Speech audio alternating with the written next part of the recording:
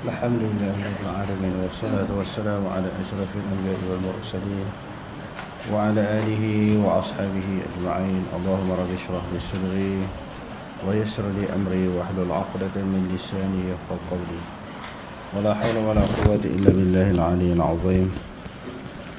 اللهم لا سهل إلا ما جعلته سهلا وأنت تجعل الحزن إن شئت سهلا. ربي يسر ولا تعسر وأتمم بالخير. أما بعد.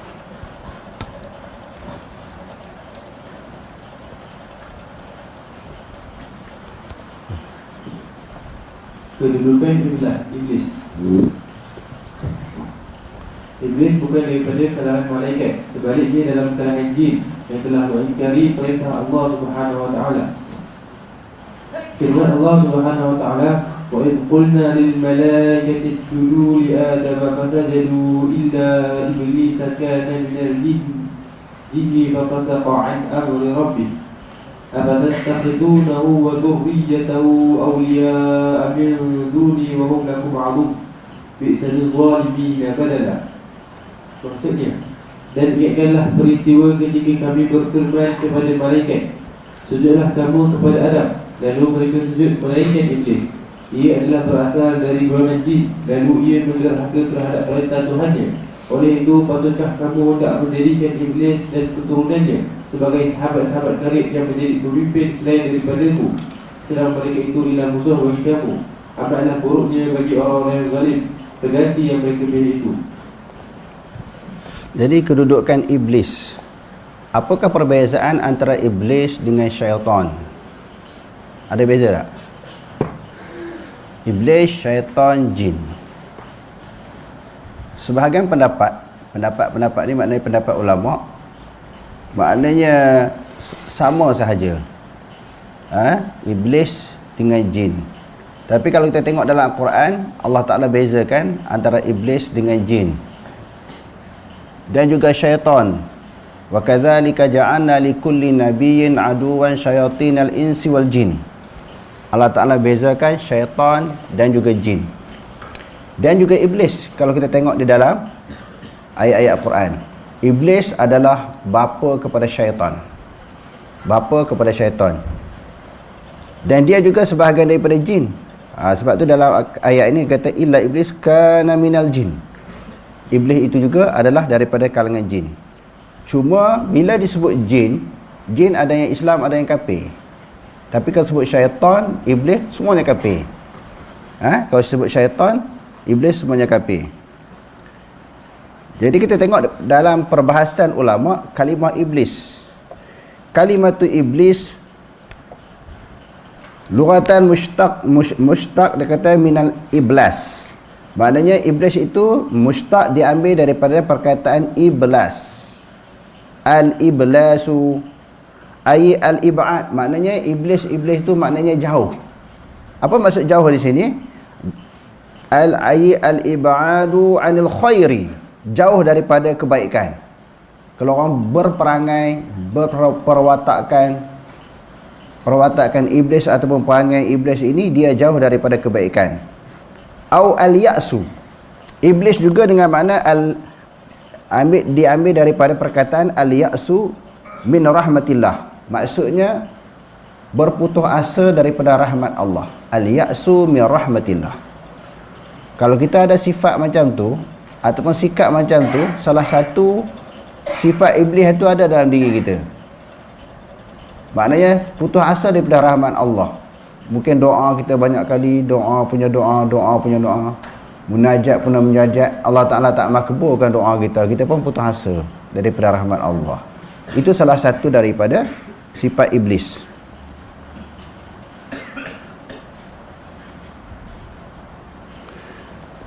Iblis ini juga, kalau kita tengok dalam Al-Quran, dia adalah merupakan huwa awwalu man asallaha subhanahu. Iblis adalah merupakan individu makhluk yang pertama yang menderhaki Allah.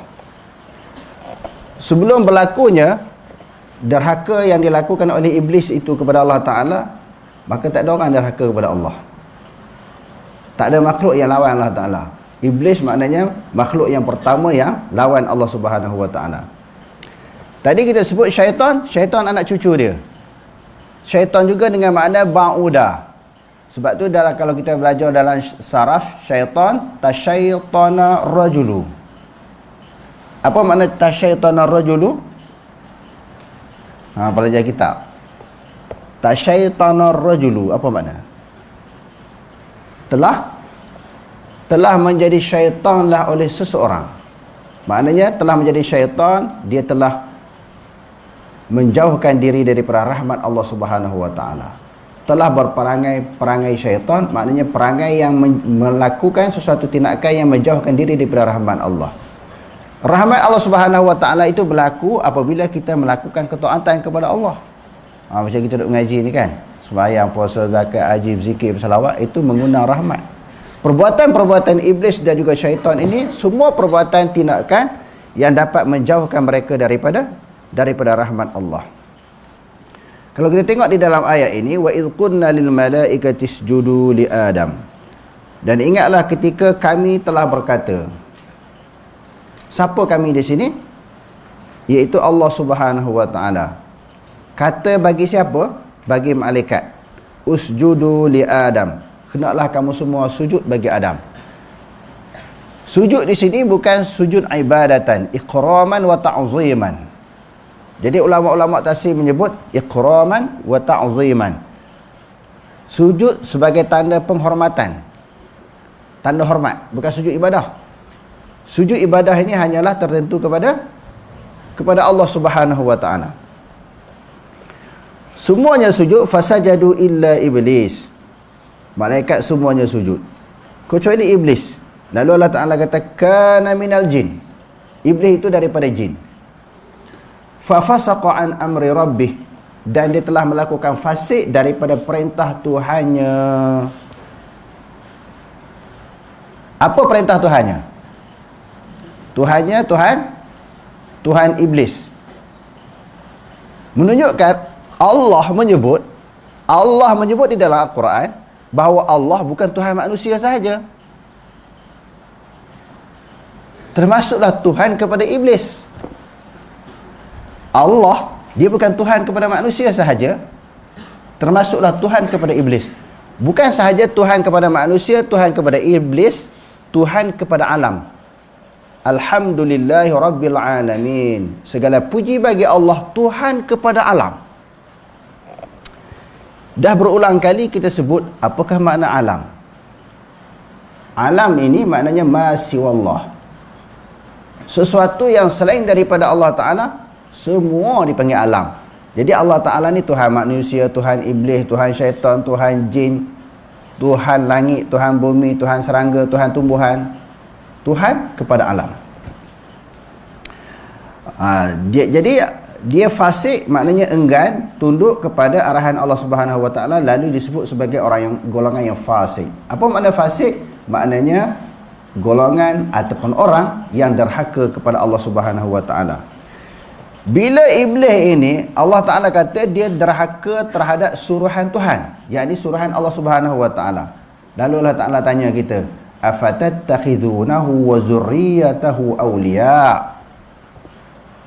Adakah kamu nak menjadikan akannya dan zuriat-zuriatnya sebagai pemimpin untuk diikuti, untuk dipatuhi? Kita nak jadi iblis ni sebagai ketua kita ke? Sedangkan dia sendiri derhaka kepada Allah Ta'ala. Allah Ta'ala sebut, Allah Ta'ala suruh sujud, dia tak nak sujud, dia lawan. Adakah kamu nak jadikan dia, yakni iblis, dan juga keturunan-keturunan dia? Tadi kita sebut keturunan iblis apa dia? Adalah syaitan. Iblis tu bapak dia. Allah Subhanahu wa taala sebut dalam Al-Quran lebih kurang 11 tempat cerita iblis. Ada 11 tempat dalam Quran. Bila sebut iblis, Allah Taala akan kaitkan apakah salah, apakah kesalahan, apakah dosanya, apakah bentuk maksiat yang dilakukan kepada Allah Subhanahu wa taala. Dalam ayat ini cukup jelas apabila iblis ni dilawan Allah Taala kata afatattakhizunahu wa dzurriyyatahu awliya. Adakah kamu nak menjadikan akannya iblis dan juga keturunan-keturunannya sebagai pemimpin untuk diikuti min duni, selain daripada aku?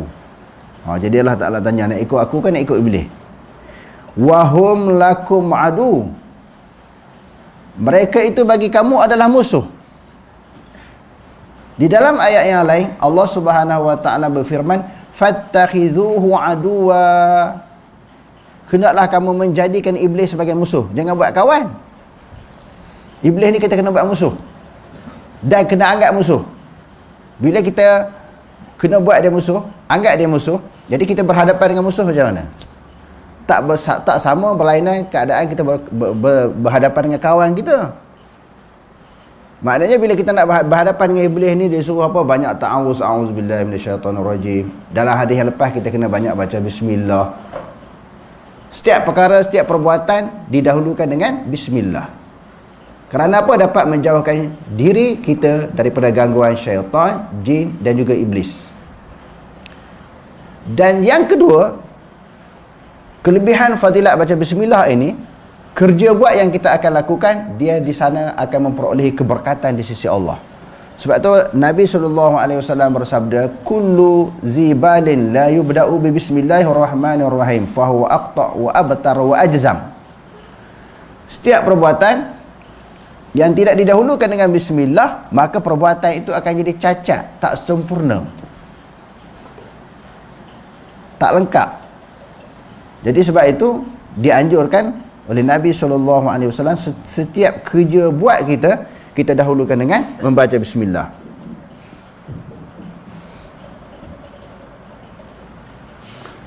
Lalu Allah Ta'ala sebut di hujung ayat ini, bi'sadil zalimina badala. Seburuk-buruk bagi orang yang zalim itu sebagai ganti. Maknanya buruk sungguh perangai orang yang menjadikan iblis sebagai ketua dia, sebagai pemimpin, sebagai wali. Sedangkan Allah Ta'ala kata, jadikanlah Allah sebagai wali kamu. Allah waliyul ladzina amanu yukhrijuhum minaz zulumati ilan nur walladzina kafaru awliya'uhumut taghutu yukhrijunahum minan nur ila zulumat ulaika ashabun nar hum fiha khalidun. Allah lah wali kamu, kata Allah. Bila Allah Ta'ala wali dengan makna apa? Pemimpin, penguasa, pelindung. Itu makna wali. Bila Allah sebagai wali kita, yakni sebagai wali orang beriman, Allah akan mengeluarkan orang yang beriman daripada kesesatan, daripada kegelapan kepada petunjuk. Itu pentingnya kita letakkan Allah sebagai wali kita.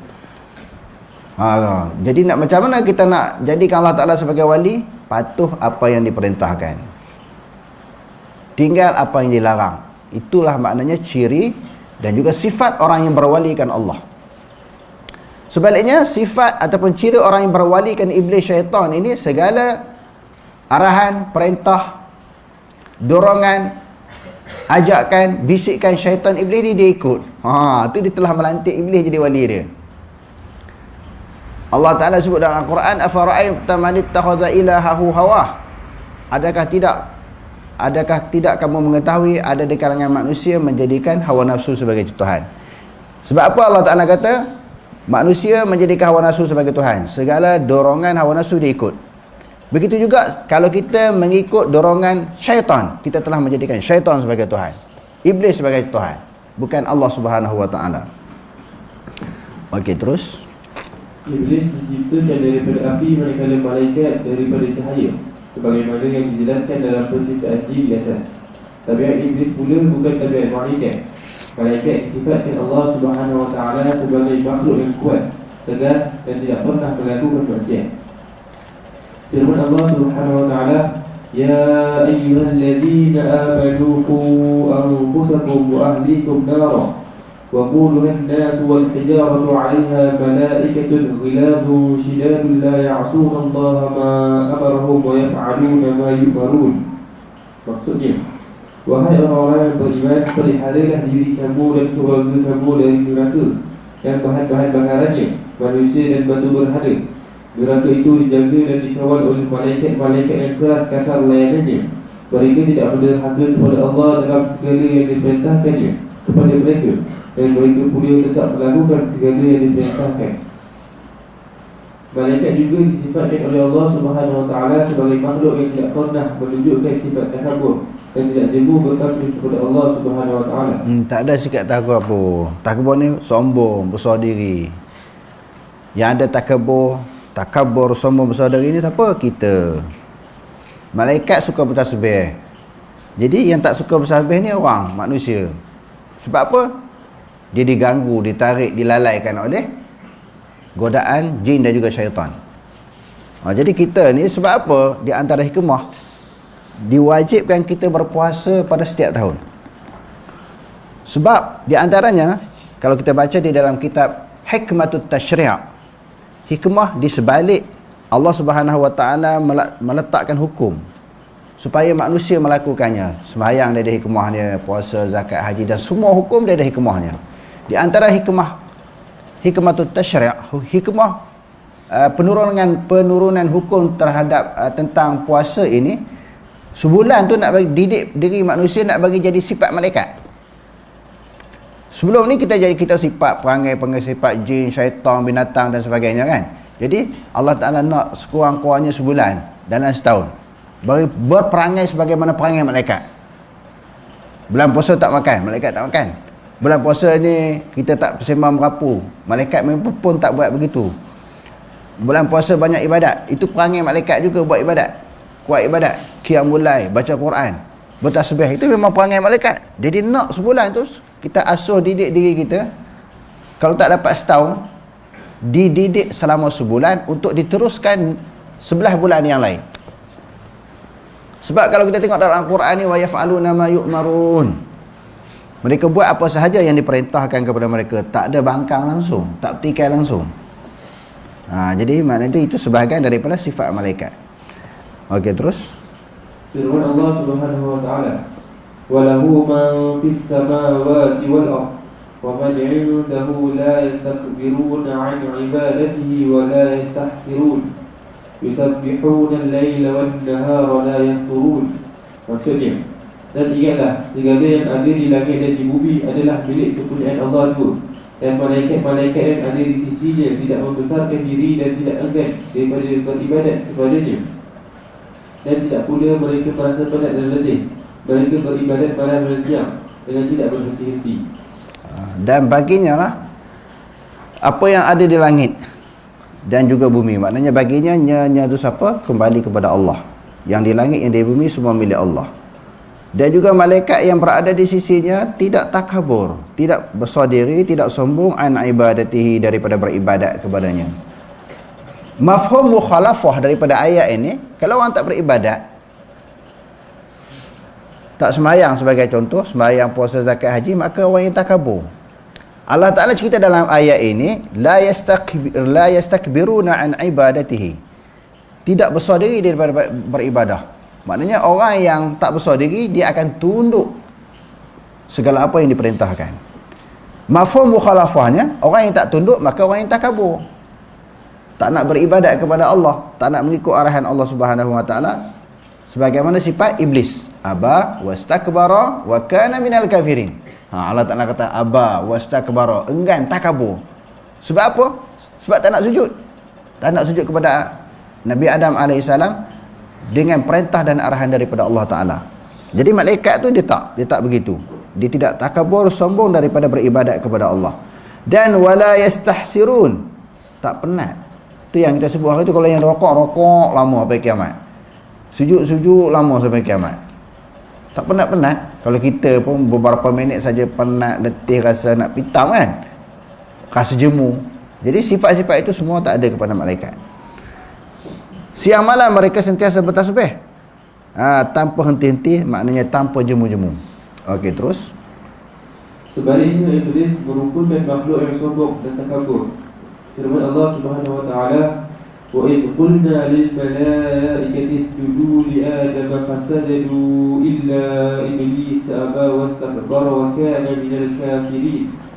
Maksudnya, dan ialah ketika kami berfirman kepada malaikat, tunduklah beri hormat kepada Nabi Adam, lalu mereka sekaliannya tunduk memberi hormat melainkan iblis.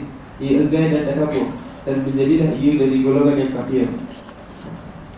Kesimpulan, malaikat merupakan makhluk Allah yang mulia dan selalu mendoakan kebaikan untuk orang yang beriman dengan kebaikan. Oleh kerana itu, setiap orang yang beriman hendaklah mengasihi malaikat tanpa membezakan antara mereka, kerana mereka semuanya adalah hamba Allah yang sangat setia dan mulia. Mereka tekun melakukan apa yang diperintahkan Allah Subhanahu Wa Taala dan meninggalkan apa yang dilarang olehnya. Tidak ada hujah untuk membezakan antara mereka dari segi kasih sayang.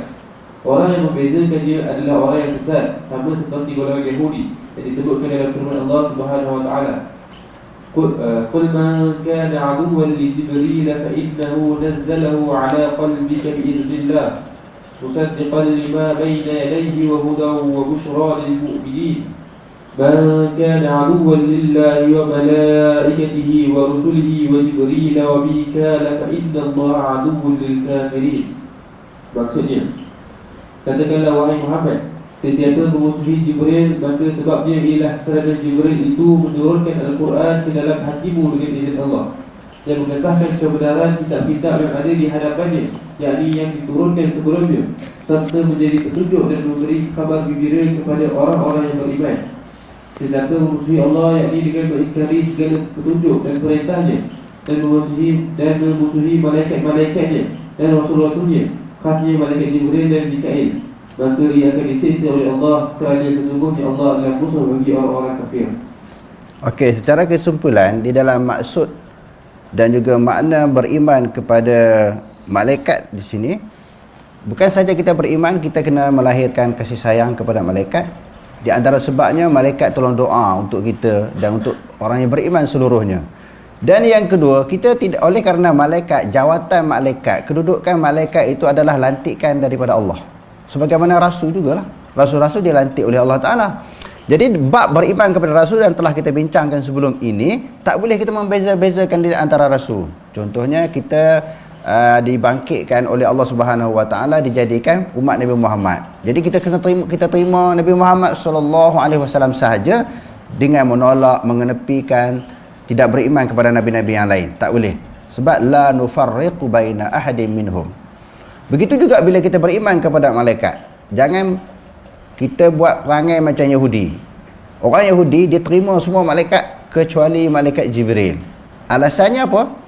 Kerana malaikat Jibril adalah bawa wahyu. Sebahagian daripada wahyu yang diturunkan oleh Allah Ta'ala, wahyu yang mengajak dan menyuruh orang berperang. Diingat maknanya malaikat Jibril daripada diri dia sendirilah yang mencetuskan peperangan, yang memerintahkan, yang menggalakkan peperangan. Sedangkan peperangan itu sendiri adalah arahan dan perintah daripada Allah, bukan daripada malaikat Jibril. Malaikat Jibril hanya mendatangkan wahyu sahaja. Sebab itu disebut dalam Al-Quran, kutiba alaikumul qital, diwajibkan kepada kamu berperang. Siapa yang mewajibkan? Adakah malaikat Jibril? Adakah Nabi sendiri? Tak. Yang mewajibkan berperang adalah Allah Subhanahu Wa Ta'ala. Begitu juga kutiba alaikumus shiyam, diwajibkan kepada kamu berpuasa. Siapa yang wajibkan puasa? Adakah Nabi sendiri tanpa arahan Allah ataupun malaikat Jibril? Allah Ta'ala. Kutiba alaikumul qisasu fil qatla, diwajibkan kepada kamu melaksanakan kisos. Hukum apa ni? Adakah hukum itu datang daripada malaikat sendiri tanpa arahan daripada Allah? Tak. Sebaliknya semua datang daripada Allah. Begitu juga beriman kepada malaikat ini tanpa membezakan mana-mana malaikat yang diutuskan oleh Allah Subhanahu Wa Ta'ala untuk kita imani. Okey, terus. Bab ke-9, beriman dengan kitab. Pendahuluan. Allah Subhanahu Wa Ta'ala menurunkan kitab-kitab kepada manusia menerusi para rasulnya yang juga dilantik dalam kalangan manusia. Kitab tersebut berfungsi sebagai petunjuk jalan dan formula untuk membolehkan manusia menjalani kehidupan selaras dengan ajaran Allah Subhanahu Wa Ta'ala, dan bukan mengikut kehendak hawa nafsu mereka yang tidak mendatangkan kemanfaatan di dunia dan juga di akhirat. Ini selaras dengan tugas manusia di muka bumi sebagai pengibarah bumi dengan syariat Allah Subhanahu Wa Ta'ala.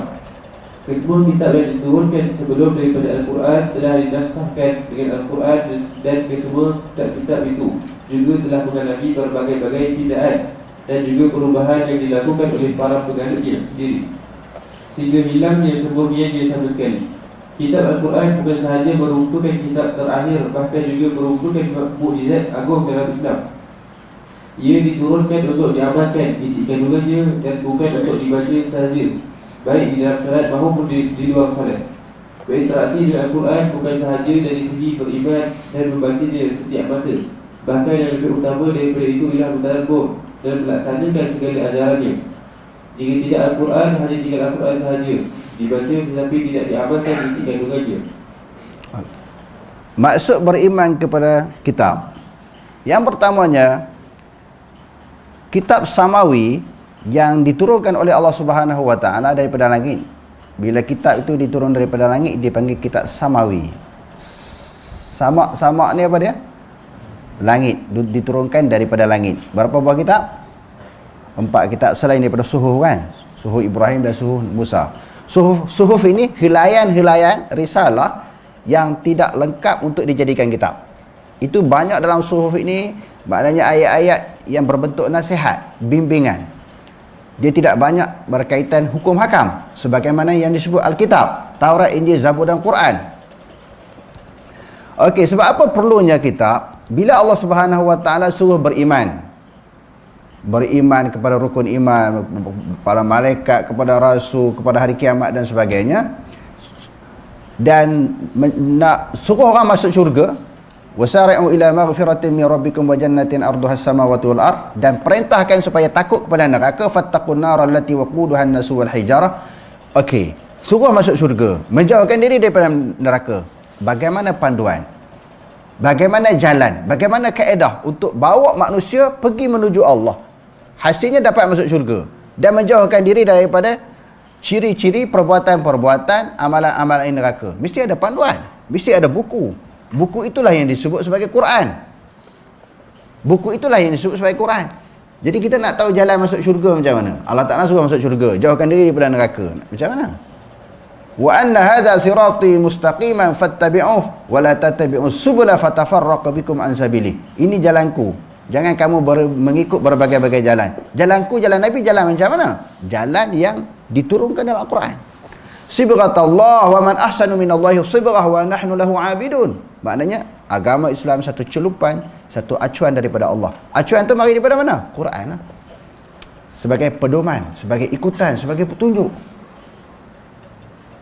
Sebab itu kena sayang Quran, bersyukur kepada nikmat Allah Ta'ala terlalu banyak sebagaimana yang selalu kita sebut dalam kuliah-kuliah sebelum ni. Wa in ta'uddu ni'matallahi la tuhsuha. Jika kamu nak hitung nikmat Allah Ta'ala, sekali-kali kalau kamu tak boleh nak hitung. Di antara nikmat yang terbesar yang Allah Ta'ala bagi kepada kita, Quran itu sendiri. Nabi SAW menjadi pedoman, panduan dia. Dia berhujah melalui Quran. Berdebat dengan orang kafir pun Quran. Hebat Quran ni tuan-tuan. Kena sayangi Quran, cintai Quran. Damping, ikatkan diri kita dengan Quran. Bersyukur kepada Allah kerana menurunkan Al-Quran. Bukan bila tengok Quran kita jadi takut. Nak terikat dengan Quran. Jadi sebab di antara kitab itu diturunkan, perkara yang besar menjadi panduan. Begitu juga bukan kepada umat Nabi Muhammad, bahkan kepada umat-umat Nabi yang terdahulu. Hasil daripada tak faham Quran lah, berbagai-bagai tindakan, pemikiran dan ucapan yang bercanggah dengan Quran. Kerana manusia walaupun mengaku agama Islam tapi tak faham Al-Quran. Baru-baru ni ada satu pemimpin, penceramah daripada salah satu daripada parti politik berceramah. Dia kata kita tak perlu mempertahankan Allah kerana Allah Maha Qawi, kuat. Tuan-tuan boleh tengok dalam YouTube, dalam Facebook. Tak perlu mempertahankan Islam. Islam agama Allah, Allah Ta'ala sendiri yang jaga. Bahasa apa kita nak cakap? Kalau cakap lebih memang keluar ayat kesat lah. Kalau kita cakap lebih, kita akan keluar ayat yang kesat terhadap sikap perangai tolol macam ni. Sedangkan Allah Ta'ala sebut dalam Quran, in tansurullah yansurukum wa yusabbit aqdamakum. Jika kamu menolong agama Allah, Allah Ta'ala akan tolong kamu dan meneguhkan kedudukan kamu. Allah Ta'ala suruh tolong agama dia, tolong agama Islam. Wala yansurunallahu man yansuruh, innallaha laqawiyyun aziz. Allah Ta'ala akan menolong orang yang menolong agamanya. Allah Ta'ala Maha Qawi lagi Maha bijaksana. Jadi ayat Quran cukup banyak suruh mempertahankan agama Islam, bela agama Islam. Walaupun agama Islam adalah agama Allah. Sebab kita hamba. Hamba kena laksanakan. Memang kita tahu Allah Ta'ala boleh sebut kun fayakun, Islam tu menang, berjaya. Orang kafir semua mati, sebut kun fayakun je boleh. Tetapi apa usaha kita sebagai hamba? Macam mana Nabi bersusah payah berdakwah 23 tahun, 13 tahun di Mekah. Adakah Nabi tak faham Quran? Tak perlu mempertahankan Islam? Tak perlu mempertahankan Allah? Orang hina Allah, Nabi suruh pancung. Adakah dia individu ini lebih faham daripada Nabi tentang agama Islam? Dia lebih faham ataupun Nabi lebih faham? Orang hina Allah Ta'ala, Nabi suruh pancung, suruh serang. Banyak kita tengok dalam hadis-hadis yang sahih. Sebab menghina Allah. Maknanya kalau kita faham baca Quran, bukan baca saja, dan kita faham Quran dan juga di dalam hadis suruh mempertahankan Allah, mempertahankan agama Islam. Walaupun agama Islam itu agama Allah, dia suruh umat ni jaga. Memang semua milik Allah Ta'ala. Apa milik kita? Contohnya kita ada kenderaan. Kenderaan tu siapa bagi? Allah. Jadi Allah Ta'ala jaga kenderaan kita tu. Ada angin, tak ada angin, ada minyak, tak ada minyak, bawa je kan. Tayar pancat pun bawa je. Sebab Allah Ta'ala jaga. Sebab kan Allah Ta'ala yang bagi rezeki. Rumah kita pun Allah Ta'ala bagi. Jadi Allah Ta'ala yang jaga. Macam mana? Rumah kita, kenderaan kita, wang ringgit, makan minum, semua Allah Ta'ala punya. Tak ada satu pun yang kita punya. Jadi suruh Allah Ta'ala jaga. Allah Ta'ala hamba kan, kita hamba. Sekarang ni isunya, soalannya, siapa hamba? Allah ke kita? Kalau kita kena jaga Islam kerana perintah Allah Ta'ala. Banyaklah kalau nak sebut ayat suruh jaga Islam ni. Allah Ta'ala sebut lagi dalam Al-Quran, wa idh qala rabbuka lil malaikati inni ja'ilun fil ardi khalifah. Allah Ta'ala lantikkan, bagi tahu kepada malaikat, aku nak jadikan manusia sebagai khalifah. Tujuan apa? Iqamatud din wa siyasatud dunya bih. Menegakkan agama dan menguruskan dunia ini dengan agama. Kalau tidak, Allah Ta'ala kata kun fayakun, Islam menang seluruh dunia. Tak adalah orang kafir, Yahudi, orang musuh Islam ni, munafik, tak ada dah. Allah Ta'ala sebut kun fayakun, menang semua, orang Islam berjaya melaksanakan syariat Islam. Tetapi diletakkan atas bahu orang Islam untuk melaksanakan syariat Islam, dan disuruh mempertahankan Allah, mempertahankan agama Islam. Tak faham Quran betul lah. Tak perlu jaga Allah, Allah Ta'ala qawi, kuat. Tak perlu nak jaga Islam, Allah Ta'ala jaga. La ilaha illallah. Dalam maqasid syariah dia ada 5 yang selalu. Demo pun ceramah juga sebut benda yang sama. Hifzuddin, jaga agama. Kalau tidak, mari mana maqasid syariah ni? Maqasid itu datang daripada Quran, datang daripada hadis. Di antaranya hifzuddin, jaga agama. Bagaimana cara nak jaga agama Allah Ta'ala? Sebab tu orang murtad tak boleh. Dalam hadis yang diriwayatkan oleh Imam Bukhari di dalam sahihnya, man baddala dinahu faqtuluh. Barang siapa yang menukar agamanya hendaklah dibunuh. Itu cara jaga agama. Di antara cara jaga agama, tak ada orang boleh hina Islam. Murtad daripada agama Islam tak boleh. Hina mesti diambil tindakan.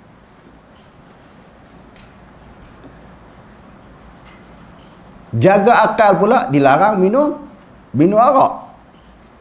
Minum, makan ataupun melakukan sesuatu perkara yang dapat merosak pemikiran. Jaga harta, tu tak boleh mencuri. Kalau orang mencuri kena potong tangan. Jaga zuriat, tak boleh berzina. Berzina kena sebat. Semua dalam Quran, dalam hadis. Banyak kali dia orang ulang, bukan seorang, banyak orang mempunyai fikiran yang macam ini. Allah Ta'ala tak perlu jaga, Islam tak perlu jaga. Macam mana dia orang faham? Dulu di dalam mentafsirkan inna dina indallahil Islam, di dalam mentafsirkan hifzuddin, kewajipan tanggungjawab pemerintah hifz, di antaranya termasuk di dalam maqasid syariah, hifzuddin, jaga agama. Jaga agama ni kata dia kena jaga semua agama. Agama Islam, Yahudi, Nasrani, Buddha, Hindu, ayah Pen, Rasul Kahar, baru ni apa, ajaran sihat, kena jaga semua. Itu maksud hifzuddin. Sedangkan Allah sebut dalam Quran, inna dina indallahil Islam. Sesungguhnya agama di sisi Allah, al-Islamu khabar kepada inna. Inna dina, ad-din isim kepada inna, khabar kepada inna mana? Al-Islamu. Dia buat mari Pertamanya khabar, yang keduanya dia buat mari lafaz ma'rifah pula. Al-Islamu, khusus bagi agama Islam. Hak lain pandai-pandai sendiri. Takkan nak jaga, kita orang Islam nak jaga ajaran sesat. Bengonglah. Kita nak jaga Yahudi, orang tu sendiri yang menjaga. Adapun kita kena jaga agama Islam.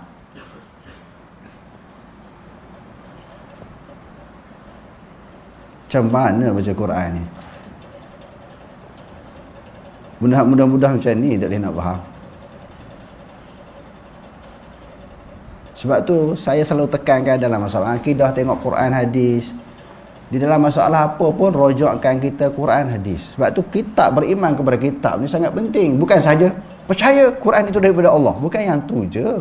Semua orang tahu Quran itu daripada Allah. Tetapi apakah maksud Quran itu daripada Allah? Apakah tindakan yang perlu dilakukan?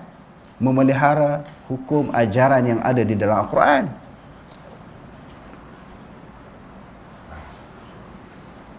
Jadi di antara kepentingan beriman kepada Quran ini menjadi panduan, menjadi ikutan, bukan sahaja dibaca. Okey, terus. Maksud beriman dengan kitab. Maksud beriman dengan kitab-kitab ialah i'tikad yang yakin bahawasanya segala kebenaran dan petunjuk diturunkan daripada Allah Subhanahu Wa Taala kepada Rasulnya untuk disampaikan kepada hamba-hambanya. Ia merupakan kalam Allah dan bukan kalam yang lain daripada kalamnya. Allah Subhanahu Wa Taala membicarakan dia secara hakiki dan dalam bentuk yang dikehendaki. Antaranya ada yang didengar di sebalik hijab tanpa sebarang perantaraan. Antaranya ada yang didengar daripada malaikat yang menjadi utusan yang diperintahkan supaya menyampaikannya kepada utusan dalam kalangan manusia. Firman Allah Subhanahu Wa Taala, "Wa ma kana li basharin an yukallimahu Allah illa wahyan aw min wara'i hijabin aw yursila rasulan fayuhyi bi'idhnihi ma yasha. Innahu 'aliyyun hakim." Maksudnya, dan tidaklah layak bagi seseorang manusia bahawa Allah berkata-kata dengannya kecuali dengan jalan wahyu, yakni dengan diberi ilham atau mimpi, atau dari sebelah dinding dengan pendengar suara sahaja, atau dengan mengutuskan utusan malaikat, lalu utusan itu menyampaikan wahyu kepadanya dengan izin Allah akan apa yang dikehendakinya. Sesungguhnya Allah Maha Tinggi keadaannya lagi Maha Bijaksana. Okey, dalam ayat ni Allah Ta'ala kata tidak layak bagi mana-mana manusia untuk bercakap dengan Allah. Memang tak layak. Cuma di sana ada kecuali. Bukan semua orang boleh bercakap dengan Allah. Contohnya kita sendiri boleh tak? Tak boleh. Kecuali nak bercakap dengan Allah Subhanahu Wa Taala itu melalui jalan. Jalan apa? Di sini menyebut jalan wahyu. Jalan wahyu ni di antaranya ilham ataupun mimpi. Contohnya mimpi apa dia? Yang kita selalu sebut kan? Mimpi Nabi Ibrahim sembelih anak dia, Nabi Ismail. Dan Nabi SAW bermimpi akan berlakunya kemenangan, berlakunya Fatah Mekah. Yang Allah Ta'ala turunkan ayat Quran di dalam suratul Fathi, surah pembukaan. Ayat ini memberi gambaran kepada Nabi SAW bahawa selepas memerintah Madinah, Allah Subhanahu Wa Taala akan membuka peluang dan ruang pula untuk Nabi SAW dan para sahabat membuka kota Mekah. Sebab tu di dalam ayat ini menyebut bahawa di hujung ayat tu saya tak ingat apa dia, tapi tuan-tuan boleh baca balik sebagai gambaran akan berlakunya Fathul Makkah. Akan berlakunya Fathul Makkah. Allah Ta'ala bagi mimpi kepada Nabi. Jadi mimpi Nabi itu adalah wahyu. Mimpi Nabi adalah wahyu. Okey, kita tengok sekejap.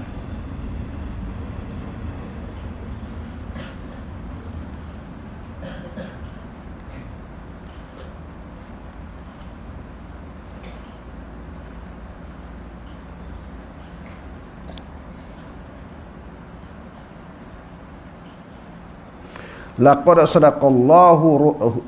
sadaqallahu rasulahu ar-ru'ya bil haqq. Sesungguhnya telah benarlah oleh Allah Ta'ala akan rasulnya dengan mimpi yang benar. La tadkhulannal masjidal haram insya'allahu aminina muhalliqina ru'usakum wa muqassirina la takhafun. demi sesungguhnya kamu akan masuk ke dalam Masjidil Haram. Sebelum ni mana boleh masuk, kena halau dengan orang kafir. Sebab tu orang kafir menganggap mereka lebih mulia daripada Nabi dan orang beriman. Sebab mereka mengimarahkan Masjidil Haram. Muhammad dengan geng-geng dia mana mengimarahkan masjid? Kami yang mengimarahkan masjid. Kami lebih mulia daripada mereka. Jadi Allah Ta'ala sebut dalam Al-Quran, aja'altum siqayatal hajj wa imaratal masjidil haram kaman amana billahi wal yawmil akhir wa jahada fi sabilillah la yastawuna indallah wallahu la yahdil qawma zalimin. Adakah kamu menganggap mengimarahkan Masjidul Haram bagi minum orang yang menunaikan haji di Mekah lebih mulia daripada orang yang beriman? Allah Ta'ala kata la yastawuna indallah. Kamu tak beriman walaupun kamu mengimarahkan Masjidul Haram bagi minum kepada orang menunaikan haji, tapi demo ni beriman. Sebab asas kepada semua ibadat mesti kena beriman. Kalau tidak Allah Ta'ala tak terima. Imarah masjid ke, semayang, puasa, zakat, haji, pahala tak dapat kecuali asasnya beriman kepada Allah. Selalu kita sebut untuk sesuatu ibadat itu diterima oleh Allah, pertamanya beriman dulu. Innal ladzina amanu wa 'amilus solihat kanat lahum jannatul firdausi nuzula. Yang kedua kena ikhlas. Wa ma umiru illa liya'budullaha mukhlishina lahuddin. Yang ketiganya muwafaqatur Rasul sallallahu alaihi wasallam. Man 'amila 'amalan falaysa 'alaihi amruna fahuwa rad. Mesti kena ikut Nabi. Amalan ibadah tak boleh lari. Mesti ikut Nabi. Salah satu daripada ibadah semayang. Sallu kama ra'aitumuni usalli. Semayanglah sebagaimana kamu melihat aku semayang. Khuzu anni manasikakum. Belajarlah daripada aku tentang ibadah haji kamu. Ibadah semua kena ikut Nabi. Jadi dalam ayat yang kita bacakan tadi, Allah Ta'ala sebut Nabi SAW mimpi dia masuk Masjidul Haram. Jadi mimpi Nabi adalah wahyu. Sebab itu Nabi Ibrahim dia nak sembelih anak dia sebab bermimpi. Mimpi adalah arahan. Mimpi adalah perintah daripada Allah Subhanahu Wa Ta'ala. Okey, kalau kita tengok di dalam Sahih Bukhari, bab kaifa bada'u wahyi ila Rasulillah sallallahu alaihi wasallam. Bab bagaimana mulanya wahyu kepada Rasulullah. Wahyu kepada Rasulullah ni banyak. Ini sebahagian daripadanya disebut dalam ayat ini. Di antaranya malaikat Jibril menyerupai manusia pergi ke Gua Hira, peluk Nabi 3 kali. Iqra. Nabi kata wa ma'ana biqari'in. Faghattahu fa arsalahu. Dalam hadis Sahih Bukhari menyebut Nabi ni peluk oleh malaikat dengan begitu kuat, lalu lepas 3 kali. Suruh Nabi baca. Nabi kata aku tak reti nak baca. Kita dah bahas panjang dalam isu ni. Nabi sebelum diturunkan wahyu memang dia tak boleh baca. Setelah diturunkan wahyu, Nabi boleh membaca dan boleh menulis sampai mati. Jadi ada orang duk pegang Nabi ni tak boleh menulis membaca sampai ke mati. Ada juga pendapat yang macam tu. Tetapi pendapat yang lebih kuat, Nabi setelah diturunkan wahyu dia boleh baca dan dia boleh menulis. Dia boleh menulis. Jadi di antara bentuk wahyunya mimpi, malaikat menjelma, lepas tu kamisli sautil jaras, dengar bunyi loceng ring. Kamisli satu, yang ketiga. Yang keempat, kamisli falaqis subhi, nampak cahaya subuh. Wahyu turun dalam keadaan macam tu. Kalau yang bunyi loceng tu wa huwa asyaddu alayya, itu sangat perik bagi aku. Bunyi loceng berdengung telinga. Bunyi loceng itu wahyu. Jadi macam-macam keadaan kafiat Allah Subhanahu Wa Ta'ala menurunkan wahyu kepada Nabi.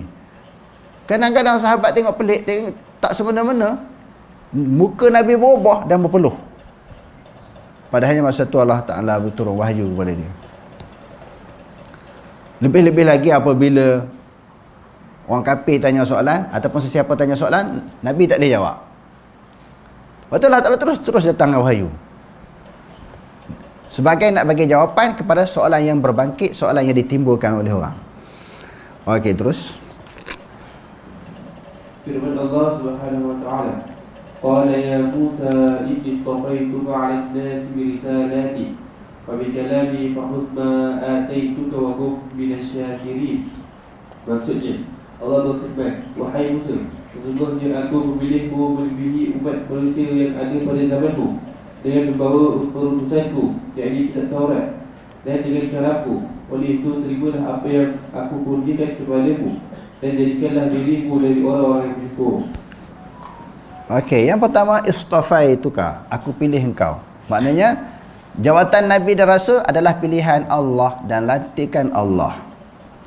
Alan nasi, daripada kalangan manusia. Banyak-banyak orang tu Allah Ta'ala pilih Nabi Musa. Banyak-banyak orang di zaman Nabi Muhammad yang baik-baik tu Allah Ta'ala pilih Nabi Muhammad. Sebab itu jawatan Nabi ni tak boleh petikai. Kenapa Nabi Muhammad? Sebagaimana Syiah. Syiah kata sepatutnya yang jadi Nabi adalah Sayyidina Ali. Malaikat Jibril silap hantar wahyu kepada Muhammad, langsung Muhammad jadi Nabi. Oh, dia ingat lagu tu ya. Dia faham macam tu, malaikat tu salah. Sedangkan segala tindakan perbuatan malaikat atas arahan dan perintah Allah Ta'ala. Tengok, dia tak faham tu. Dan birisalati, risalah aku, wa bikalami, dengan kalam perkataan aku. Ayat ini mengisyaratkan bahawa wahyu yang disampaikan kepada Nabi Musa AS tak sebagaimana Nabi Muhammad dan Nabi-Nabi yang lain melalui perantaraan malaikat Jibril. Allah Ta'ala bercakap kepada Nabi Musa secara direct, secara langsung. Wa kallamallahu Musa taklima, dan telah bercakaplah oleh Allah Ta'ala akan Nabi Musa dengan sebenar-benar percakapan. Kita tengok bacaan Al-Quran kan, izhab ila fir'auna innahu tagha. Dan ada ayat ketika Nabi Musa dan juga Nabi Harun, wala takhafa wala tahzana innani ma'akum asma'u wa ara. Maknanya secara direct, secara langsung, tanpa melalui perantaraan malaikat Jibril. Okey, terus. Okey, dah di hujung ayat ini dia kata wa kum minasyakirin. Bila dah dapat kitab, maksud kamu hendaklah jadi orang yang bersyukur. Macam kita tadi kan dapat Quran kan, yang Allah Ta'ala turunkan kepada Nabi Muhammad, kena bersyukur kerana di dalamnya banyak panduan, banyak nasihat, banyak bimbingan. Okey, terus. Semua kitab membenarkan antara satu sama lain. Firman Allah Subhanahu wa Ta'ala, wa anzalna ilaikal kitaba bil haqqi musaddiqan lima bayna yadayhi minal kitabi wa muhaiminan alayhi fahkum bainahum bima anzalallah wa la tattabi' ahwa'ahum 'amma ja'aka minal haqq likullin ja'alna minkum syir'atan wa minhaja walau syaa Allahu laja'alakum ummatan wahidatan walakin liyabluwakum fima ataakum fastabiqul khairat ila Allahi marji'ukum jami'an fayunabbi'ukum bima kuntum fihi takhtalifun. Wallahu a'lam. Aqulu qawli hadza wa astaghfirullah al-'azim li wa lakum. Wassalamu alaikum warahmatullahi ta'ala wabarakatuh.